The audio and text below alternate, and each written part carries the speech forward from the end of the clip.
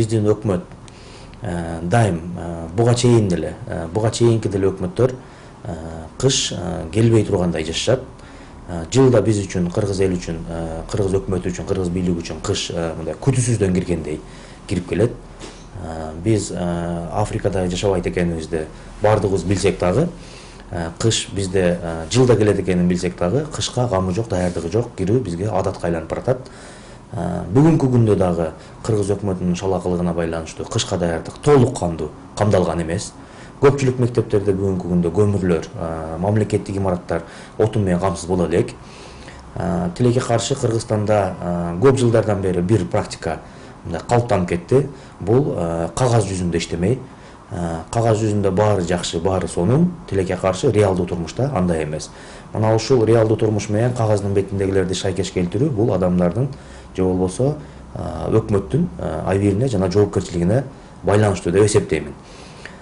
Тилекке каршы өлкөдө президент Атамбаев Алмаз Шаршенович коррупцияга аяосуз күрөш жарыяладык деп, биринчи, экинчи, үчүнчү этаптары деп басып өттүк. Өлкөдөгү башаламандыктар өкмөттүн туура эмес иштеп атканы бул коррупция токтогон жок дегенден дагы кабар берет да. Коррупциянын баары үчүн ушундай өлкөдө кагаз жүзүндө жазып, бирини бири алдамай бүгүнкү күнгө чейин ордун алып атат дегенден кабар берип атат да.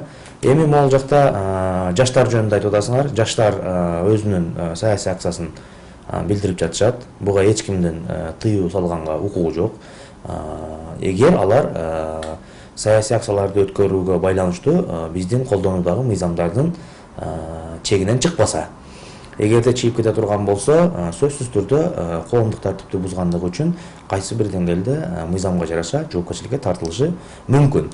Тилекке каршы баш ал десе бөрк ал деген адамдар, бөрк алып жаткан адамдар бүгүнкү күндө мен 2-3 жолу көрдүм, ушу саясий акцияларды мындай негизсиз жолтоолук көрсөтүп, колун кайрып машинага жүктөп кетип аткандарын дагы социалдык тармактардан көрүп калып атабыз.